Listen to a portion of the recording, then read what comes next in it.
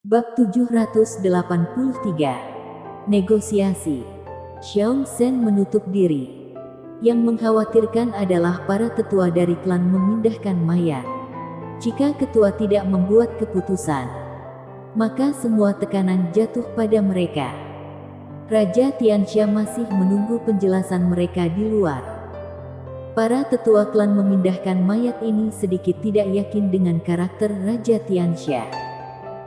Jika dia menjadi tidak sabar dan menjadi marah, seluruh suku mereka akan dihancurkan. Jeka Sen sedang melatih teknik mayat terbangnya. Ketika dia mendengar itu, dia melihat dari kejauhan.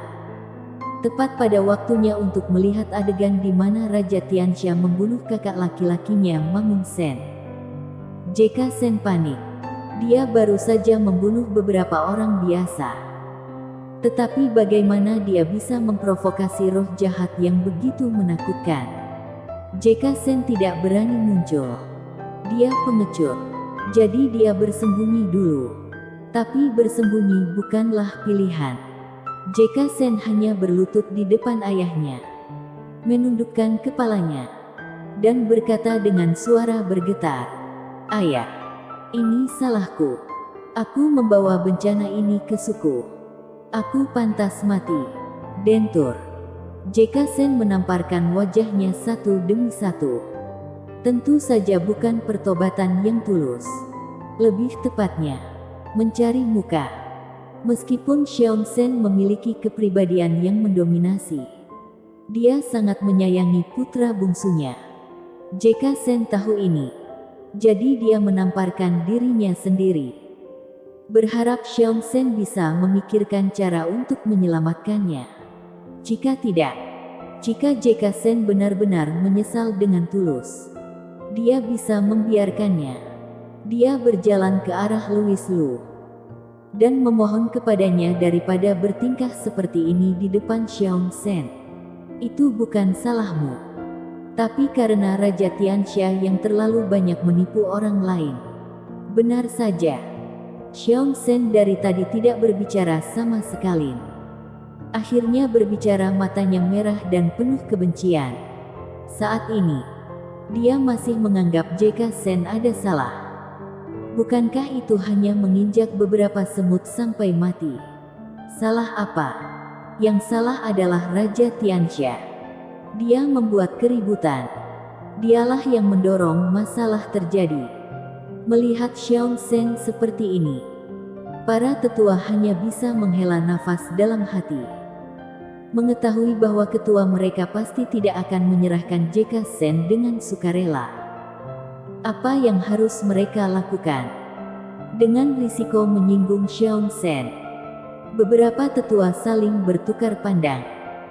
Dan akhirnya seorang tetua bernama Miko Sen berkata, "Ketua, Raja Tianxia tidak mudah untuk diprovokasi." Tentu saja Xiao Zhen tahu bahwa Raja Tianxia tidak mudah diprovokasi. Ketika Miko Sen mengatakan ini, dia hanya ingin mengingatkan Xiao Zhen. Jangan sampai Xiao Zhen kehilangan akal sehatnya setelah mengalami rasa sakit karena kehilangan putranya. Xiao Zhen memelototi dengan mata merah, membuat Miko Sen terhenti dan berkata, "Ketua, kamu harus mempertimbangkan seluruh suku kami dan membuat keputusan yang bijaksana." Beberapa tetua lainnya juga berkata, "Ketua, pikirkan dua kali." Dengan bantuan orang-orang ini, tekanan Miko Sen segera berkurang. Jeka Sen berlutut di tanah. Meskipun dia tidak berhenti, dia sudah mengutuk dalam hatinya, orang tua yang sudah seharusnya mati. Bagaimana dia bisa gagal untuk memahami? Miko Sen dan yang lainnya secara halus membujuk Xiao Zhen untuk menyerahkannya kepada Raja Tianxia, agar tidak menyebabkan bencana yang lebih besar. Berdasarkan situasi saat ini, sepertinya tidak ada cara lain yang lebih baik selain menyerahkan Xiao Zhen. Xiao Zhen menatap Jeka Sen dengan tatapan yang dalam. Dari segi penampilan, anak bungsu ini paling mirip dengannya, terutama warna kulitnya. Apakah benar-benar ingin menyerahkan putra tercintamu kepada Raja Tianxia? Mustahil. Setelah lama hening, Xiao Shen tiba-tiba membuat keputusan dan memberitahu Miko Shen dengan wajah muram, bawa mayat terbang JK ke Raja Tianxia. Berharap dia akan menerima ketika melihatnya. Ini bisa dibilang kompromi. Tidak disarankan untuk menyinggung Raja Tianxia. Dan Xiao Shen tidak mau menyerahkan JK Shen. Jadi dia berharap melalui metode ini, kedua belah bisa berkompromi. Meskipun JK Shen sangat menyukai mayat terbangnya untuk menjaga dirinya sendiri, dia tidak punya pilihan selain menyerahkan mayat terbang itu kepada beberapa tetua dan membiarkan mereka bernegosiasi dengan Raja Tianxia. Kepala Miko Shen dan yang lainnya langsung membesar. Dulu mereka hanya mengira Raja Tianxia adalah seorang badut. Tetapi adegan sebelumnya membuktikan bahwa Raja Tianxia bukanlah badut. Dia jelas adalah orang yang mendominasi. Mereka harus menghadapi Raja Tianxia. Tekanannya sangat besar. Tapi apa yang bisa aku lakukan? Jadi setelah beberapa saat, Miko Shen memimpin, dan beberapa tetua lainnya memberanikan diri untuk memimpin mayat terbang JK Shen ke depan Raja Tianxia. Mayat ini, sekilas Feli Luo mengenali kalau mayat ini persis seperti yang mereka buru sebelumnya.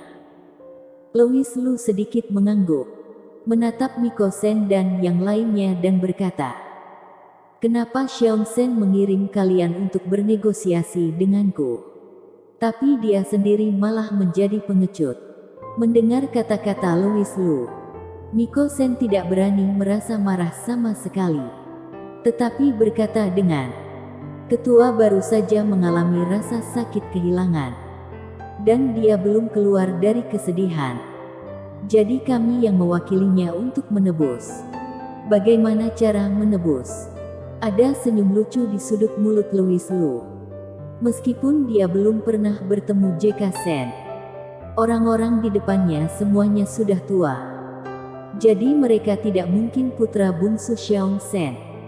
Mengapa JK Shen tidak keluar bersamanya? Itu menunjukkan bahwa mereka masih belum rela. Louis Lu menunggu untuk mendengar penjelasan Miko Shen. Miko Shen tampaknya menyadari ketidaksenangan Louis Lu. Hatinya sedikit bergetar. Dia berkata, "Baru saja gadis ini mengatakan bahwa orang yang membunuh orang di luar adalah mayat terbang ini. Jadi kami akan menyerahkannya kepada Yang Mulia. Dan berharap Yang Mulia dapat memaafkan." Miko Shen mengatakannya dengan sangat tulus. Namun, Louis Lu menggelengkan kepalanya dan berkata, "Aku tidak punya hak untuk memberimu pengampunan. Jika bukan kamu, siapa lagi? Bukankah kamu masih tidak senang?" Miko Shen dan yang lainnya menunjukkan ekspresi bingung. Louis Lu perlahan menjelaskan, "Orang-orang yang meninggal itu, hanya mereka yang berhak. Aku hanya perantara.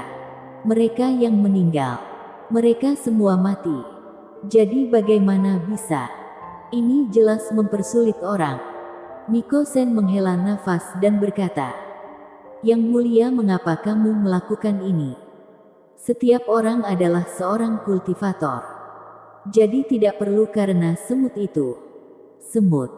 Sebelum Miko Shen selesai berbicara, dia tiba-tiba merasakan tatapan mata Louis Lu menjadi dingin. Dan tiba-tiba menyadari bahwa dia tidak sengaja mengatakan sesuatu yang salah.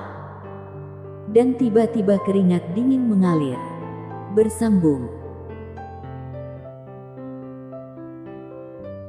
Bab 784.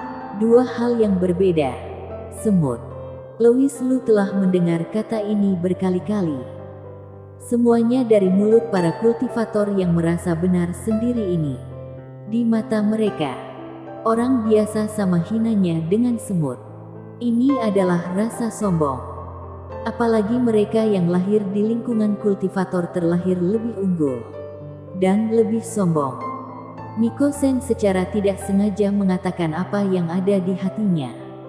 Tiba-tiba merasakan mata tajam menusuk ke arahnya. Dan buru-buru mengoreksinya, maksudku jika ada masalah bisa dibicarakan dengan baik. Tidak perlu terlalu agresif. Jika aku agresif, aku tidak akan membuang waktuku di sini bersama kalian. Yang mulia, kamu telah membunuh salah satu ketua muda kami. Miko Sen ragu apakah Raja Tianxia ini menderita amnesia. Dia membunuh Mamun Sen belum lama ini. Sekarang dia ingin mereka menyerahkan ketua muda lainnya. Bukankah ini artinya agresif? Louis Lu menggelengkan kepalanya dan tidak setuju dengan pernyataannya. Ini adalah dua hal yang berbeda. Alasan mengapa Mamun Sen terbunuh adalah karena Mamun Sen memindahkan sesuatu yang seharusnya tidak dia miliki. Dan dia sudah berada di luar lingkup kasus pembunuhan zombie. Membunuhnya adalah keluhan pribadi. Penangkapan J.K. Sen adalah masalah toleransi. Louis Lu mengerti dengan jelas. Tapi di mata orang-orang ini, Louis Lu adalah orang yang tidak memiliki hati nurani. Sudah membunuh salah satu dari mereka, tapi masih ingin menangkap yang lain. Benar-benar keterlaluan. Miko Sen tampak malu dan berkata dengan nada memohon, selama kamu bersedia melepaskan ketua muda kami J.K. Sen, kami akan berusaha sebaik mungkin untuk memenuhi persyaratan apapun. Tidak ada orang suci yang benar-benar hebat di dunia ini. Mereka semua adalah pembela kebenaran dan moral yang masih penuh dengan keinginan egois di dalam hati mereka. Atas nama membela keadilan, Raja Tianxia ingin mendapatkan lebih banyak. Miko Sen berpikir dalam hati. Kata-kata itu telah diucapkan secara terus terang. Seharusnya Raja Tianxia tidak perlu terus berpura-pura. Bukan. Namun, yang mengejutkan Miko Sen, Louis Lu menggelengkan kepalanya dan tidak repot-repot menjawab. Jelas sekali. Dia hanya memiliki satu syarat. Menyerahkan J.K. Sen. Mayat terbang itu bukanlah kuncinya. Bagaimanapun mayat terbang itu dimanipulasi oleh J.K. Sen sebelum melakukan tindakan pembunuhan. Karena keadilan harus ditegakkan, tentu saja harus dilaksanakan sampai akhir. Ini harus dianggap sebagai perilaku memanjakan Louis Lu terhadap kakak ketujuh Dewi Feli. Gagasan tertentu tentang Miko Sen sebenarnya benar. Tidak ada orang suci sejati di dunia ini. Setiap orang memiliki keegoisan. Louis Lu juga punya. Tapi keegoisannya bukan untuk keuntungan, tapi untuk memanjakan Feli Luo. Feli Luo adalah anggota dari aliansi bela diri. Dia memiliki rasa keadilan yang kuat di dalam hatinya, yang sangat langka. Cara terbaik bagi Louis Lu untuk memanjakannya adalah dengan melindungi rasa keadilan ini dengan hati-hati. Feli Luo berkata kalau dia ingin menegakkan keadilan dan dia ingin membawa si pembunuh ke pengadilan. Tetapi Louis Lu memutuskan untuk membantunya tanpa mengucapkan sepatah kata pun. Tidak peduli siapa lawannya. Selama kakak ketujuh mengatakan sesuatu, Louis Lu akan melakukannya. Jadi bagaimana dia bisa menerima kondisi Miko Sen? Apalagi di hadapan Feli Luo. Miko Sen melihat bahwa Louis Lu tidak menunjukkan ingin memberikan niat kebaikan apapun. Merasa tidak berdaya, dia menghela nafas dan berkata, "Yang mulia, tunggu sebentar. Kami akan kembali dan membujuk ketua." Para tetua ini tentu tidak ingin murka Raja Tianxia menimpa seluruh suku mereka. Dia kembali dan membujuk Xiao Sen untuk berkompromi. "Kesabaranku sudah habis," Louis Lu tiba-tiba berkata dengan suara dingin, membuat hati Miko Sen dan yang lainnya bergetar. Mereka mempercepat langkah mereka dengan sadar. "Ketua, jangan bingung lagi." Ketika mereka kembali ke hadapan Xiao Sen, mereka tidak punya pilihan dan tidak punya waktu untuk bermain teka-teki. Jadi mereka hanya bisa membujuk Xiao Shen. Ketua, masalah ini memang Jeka Sen yang membunuhnya lebih dulu. Kami tidak ada hubungannya. Kami bisa tidak perlu peduli dengan kehidupan orang-orang biasa itu. Tetapi Raja Tianxia bersikeras untuk mempertahankan masalah ini. Dan kami tidak melakukan apa-apa. Kekuatan Raja Tianxia terlalu menakutkan. Demi suku, aku mohon kepada ketua. Kata-kata ini telah diucapkan dengan sangat jelas. Xiao Shen pasti bisa mengerti. Tapi yang dia dapatkan sebagai gantinya adalah sepasang mata yang ganas. Raja Tianxia, benarkah kamu tidak akan memberiku cara untuk bertahan hidup? Suara Xiao Shen yang sangat tertekan keluar dari tenggorokannya. Seperti gunung berapi yang akan meletus. Wajah Miko Sen dan yang lainnya berubah. Dan mereka tiba-tiba mendapat firasat buruk. Di saat seperti ini, apakah ketua masih tidak mau berkompromi? Miko Sen merasa perlu untuk mengulangi keseriusan masalah ini. Dan berkata dengan sungguh-sungguh, selama negosiasi barusan, kami telah merasakan ketidaksenangan Raja Tianxia. Kekuatannya dapat dengan mudah menghancurkan seluruh suku kami. Dari aura Louis Lu sebelumnya, tidak sulit untuk menilai bahwa kekuatannya setidaknya berada di tahap tengah Gold Core. Miko Sen menekankan hal ini karena dia ingin mengingatkan Xiao Shen bahwa orang kuat di tahap tengah Gold Core dapat membuat mereka mengusir mayat dan menghancurkannya hanya dengan beberapa hentakan telapak tangan. Xiao Shen harus tahu dia ingin melindungi klan atau keluarganya. Ekspresi Xiao Shen suram. Matanya yang tajam dan menyakitkan berkedip bergantian setelah beberapa saat. Dia berkata dengan suara serak, "Pergilah dan beritahu Raja Tianxia dalam 10 menit. Aku secara pribadi akan mengawal Jeka Sen dan mengirimkannya ke dia." Ketua, lakukan sesuai apa yang kamu katakan. Miko Sen dan yang lainnya tentu saja dapat merasakan bahwa Xiao Shen tidak rela. Tetapi mereka tidak dapat menebak apa yang direncanakan Xiao Shen. Jadi mereka keluar dulu untuk menahan amarah Raja Tianxia. Bersambung.